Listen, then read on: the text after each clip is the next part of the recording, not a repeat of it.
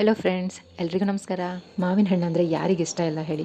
ಈ ಮಾವಿನ ಹಣ್ಣಿಂದ ಒಂದು ತುಂಬಾ ಸುಲಭವಾಗಿ ಮಾಡುವಂಥ ಒಂದು ಕೇಸರಿಬಾತ್ ರೆಸಿಪಿನ ನಾನಿವತ್ತು ನಿಮಗೆ ಹೇಳ್ಕೊಡ್ತಾ ಇದ್ದೀನಿ. ಚಾನಲ್ನ ಯಾರು ಮೊದಲನೇ ಸಲ ನೋಡ್ತಾ ಇದ್ದೀರೋ ಪ್ಲೀಸ್ ಸಬ್ಸ್ಕ್ರೈಬ್ ಮಾಡಿ, ಹಾಗೆ ಪಕ್ಕದಲ್ಲಿರೋ ಬೆಲ್ ಐಕನ್ನ ಮರೀದೆ ಕ್ಲಿಕ್ ಮಾಡಿ. ಮಾವಿನ ಹಣ್ಣಿನ ಕೇಸರಿಬಾತ್ ಮಾಡೋದಕ್ಕೆ 1 ಕಪ್ ಬಾಂಬೆ ರವೆನ ತೊಗೊಂಡಿದ್ದೀನಿ, ಅಂದರೆ ಮೀಡಿಯಂ ರವೆ. 1 ಕಪ್ ರವೆಗೆ 3/4 ಕಪ್ ಸಕ್ಕರೆ ತೊಗೋಬೇಕಾಗುತ್ತೆ.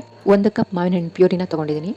4 ಏಲಕ್ಕಿ, 3 ಲವಂಗ ಹಾಗೂ 1 ಕಪ್ ತುಪ್ಪನ ತೊಗೊಂಡಿದ್ದೀನಿ. ಮೊದಲಿಗೆ ಒಂದು ಪಾತ್ರೆಗೆ 2 ಟೇಬಲ್ ಸ್ಪೂನ್ ತುಪ್ಪನ ಹಾಕ್ಕೊಂಡು ಅದಕ್ಕೆ ಗೋಡಂಬಿ ಹಾಕ್ಕೊಂಡು ಹುರಿತಾ ಇದ್ದೀನಿ.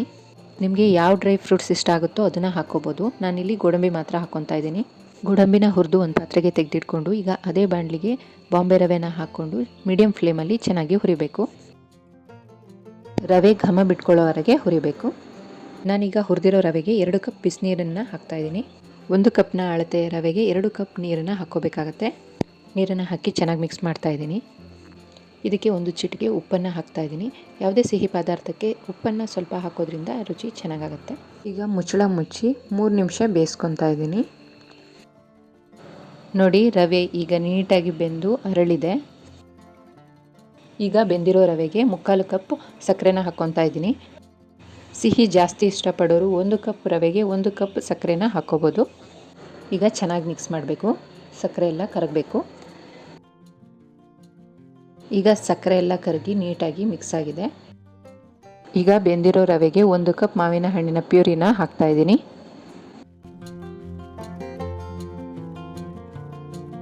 ಮಾವಿನ ಹಣ್ಣಿನ ನ್ಯಾಚುರಲ್ ಕಲರ್ ಅಂತೂ ತುಂಬಾ ಚೆನ್ನಾಗಿ ಕಾಣಿಸ್ತಾ ಇದೆ. ತಿನ್ನೋದಕ್ಕೂ ಕೂಡ ತುಂಬಾ ರುಚಿಯಾಗಿರುತ್ತೆ.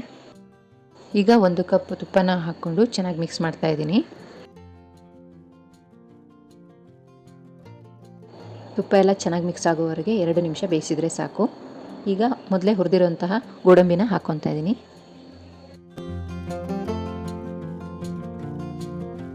ಈಗ ಅರ್ಧ ಚಮಚ ಏಲಕ್ಕಿ ಪುಡಿ ಹಾಗೂ 3 ಲವಂಗನ ಹಾಕ್ಕೊತಾ ಇದ್ದೀನಿ. ಎಲ್ಲ ನೀಟಾಗಿ ಮಿಕ್ಸ್ ಮಾಡಿ. ಈಗ ರುಚಿಯಾದ ಮಾವಿನ ಹಣ್ಣಿನ ಕೇಸರಿಬಾತು ರೆಡಿಯಾಗಿದೆ. ಟೇಸ್ಟ್ ಮಾತ್ರ ತುಂಬಾ ಚೆನ್ನಾಗಿರುತ್ತೆ. ಈ ಸೀಸನಲ್ಲಿ ಮರೀದೆ ಈ ರೆಸಿಪಿನ ಟ್ರೈ ಮಾಡಿ ಹೇಗಿತ್ತು ಅಂತ ಕಾಮೆಂಟಲ್ಲಿ ತಿಳಿಸಿ. ಈ ವಿಡಿಯೋ ಇಷ್ಟ ಆದರೆ ಲೈಕ್ ಮಾಡಿ, ಶೇರ್ ಮಾಡಿ, ಹಾಗೆ ಸಬ್ಸ್ಕ್ರೈಬ್ ಮಾಡೋದನ್ನ ಮರಿಬೇಡಿ. Thank for watching.